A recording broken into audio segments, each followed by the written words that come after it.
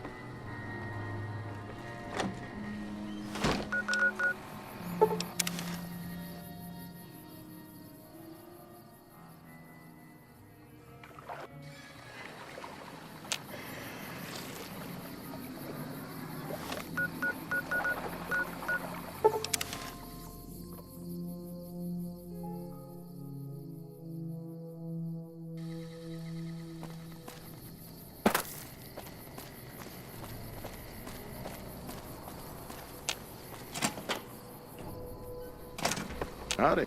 Hey there, youngster.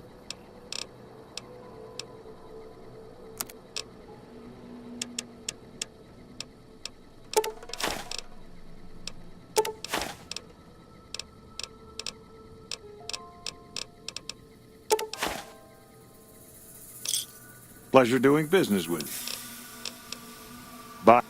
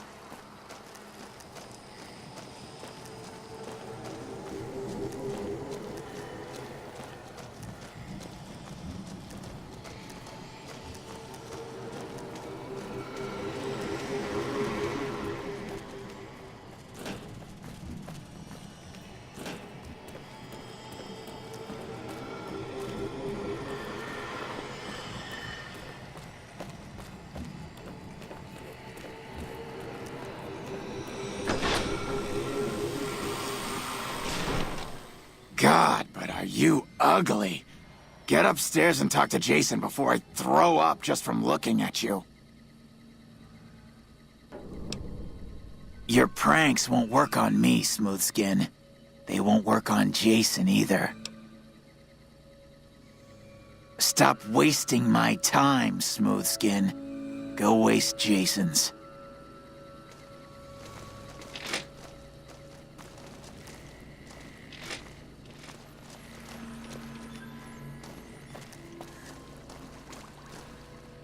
Hello, Wanderer. Please forgive us our humble surroundings. Our true home awaits us in the far beyond. Have you come to help us complete the great journey? And they've been shooting them down like animals, haven't they? Those ghouls were members of my flock, even after the madness consumed their minds. We never let them wander free. We kept them safe on the first floor. We kept them contained.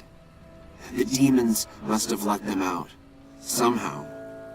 And now they are lost forever, denied the salvation and healing glow of the far beyond. Please, Wanderer, bear in mind that every feral ghoul you spare now is one that we can save later. Once the way is clear, our feral brothers and sisters will accompany us on the great journey. If there are any left. I am Jason Bright, the prophet of the great journey. All the ghouls you see here are members of my flock. An auspicious name, don't you think? It was mine before I became as I am now, before the Great War even. Truly does the Creator author a destiny for each and every one of us. We wish to escape the barbarity of the wasteland, especially the violence and bigotry of its human inhabitants. The Creator has promised to my flock a new land, a place of safety and healing, a paradise in the far beyond. Preparations for the great journey were nearly complete when the demons appeared. The means by which the great journey is to be accomplished are an article of faith, not to be discussed with outsiders. I have glimpsed it only in visions, Wanderer, but what I have seen is truly miraculous.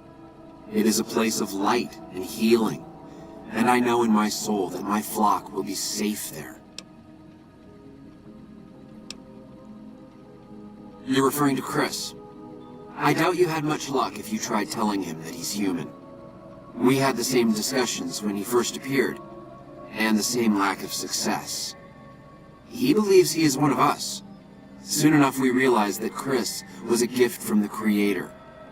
He is integral to the success of the great journey. The demons appeared from nowhere, except it might be more accurate to say they never actually appeared at all. The demons are invisible. Where one of them stands, the most one sees is the air shimmering, like sunlight on water. They set upon us as we were on our way to worship one morning. We had just entered the basement. My flock fought bravely and killed a few, but at such cost. Nearly half of us died or went missing. The rest of us retreated up here. One of the demons raved at us, but they have not tried to attack us since. Still, their demonic presence brought all progress towards the great journey to a standstill. But now you have come. Once again, the Creator has sent a human to help us across a seemingly insurmountable obstacle. Yes, over the intercom. Threats of death should we step outside. Guarantees of safety should we stay locked away. It went on for hours, and did not always make sense. But that was the first day only. Since then, silence. Will you drive away the demons, Wanderer? Praise the Creator. Bless you, Wanderer. Bless us all. As soon as the underground has been rid of demons, preparations for the great journey can resume.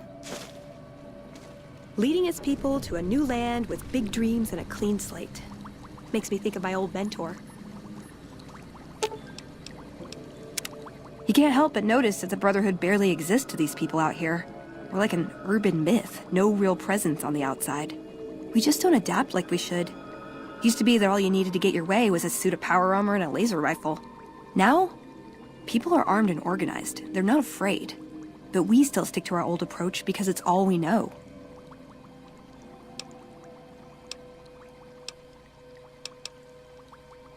Yeah, but only if you've got bodies to fill the suits. We don't take on new members. We're all descendants from the original Brotherhood. Something's gonna have to change, or the empty suits are gonna be all that's left of us.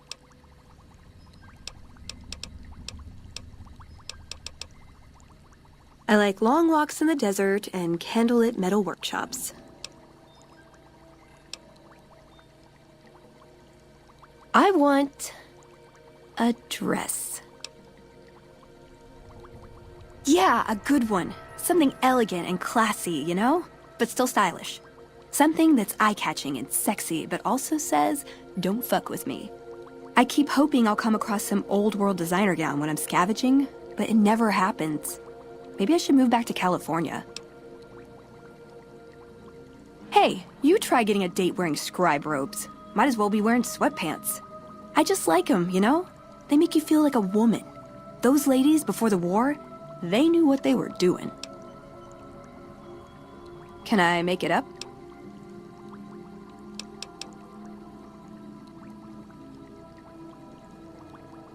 Just my parents, but they haven't been around for a long time. Dad was a paladin, Mom was a scribe. They died in the same battle, trying to hold off the NCR from... something. I don't remember what it was. Guess it seemed important at the time. Like what? Ever been nosy? I was, once. We were pretty young, but I like to think it was love. She left the Brotherhood. Wanted to put some distance between herself and her parents. Since our membership isn't open to outsiders, some members think that obligates all of us to procreate. You can guess which camp her parents belong to. No. Couldn't bring myself to leave everyone else behind. Couldn't convince her to stay, either. I'd hoped love would be enough to influence her decision, but it wasn't. We were both too stubborn. I don't know where she is now, but I'm sure she's moved on. I still think about her, though. Once in a while. Like what?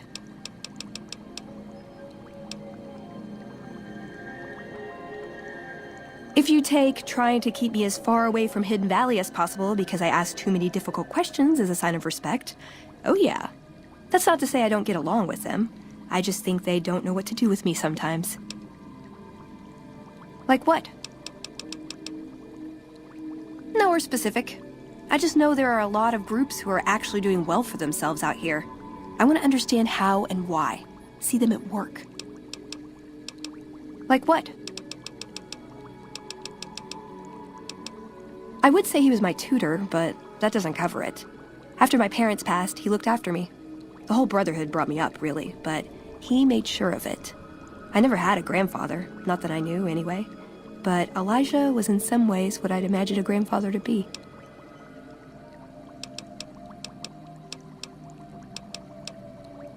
Yeah, I miss him.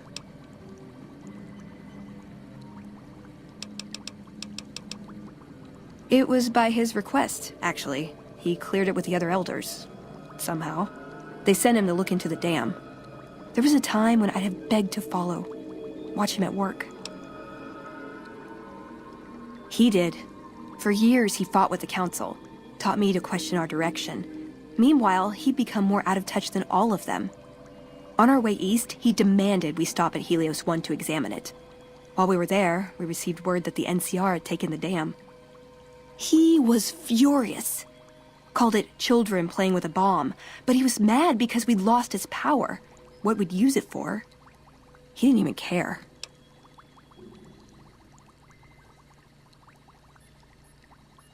They're cautious. When they discover something, they respect it, learn its limits, consider how to preserve it. Used to drive Father Elijah crazy. He liked to learn limits too, but only so he could push them. That's not to excuse the other elders, though. They all covet technology for its own sake. Some are just more fanatical than others. Yeah, I did. I couldn't help him. He just didn't listen. And the idea that people talk back to him... If he could have made the Brotherhood act like machines, ordering them around with the push of a button, he would have.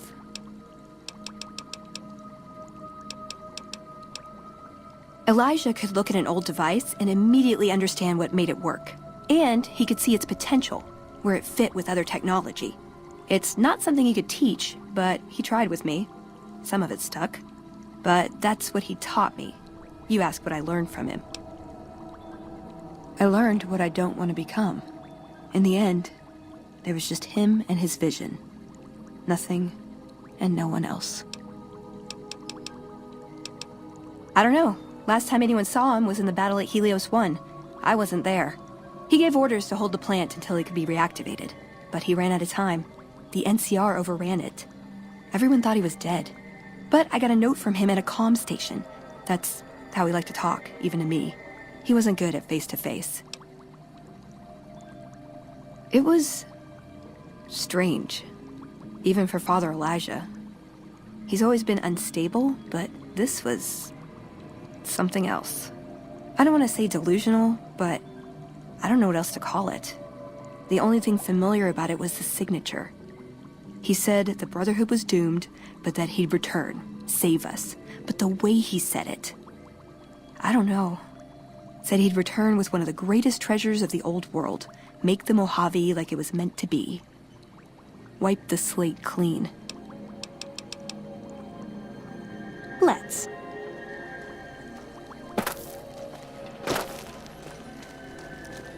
Hey there.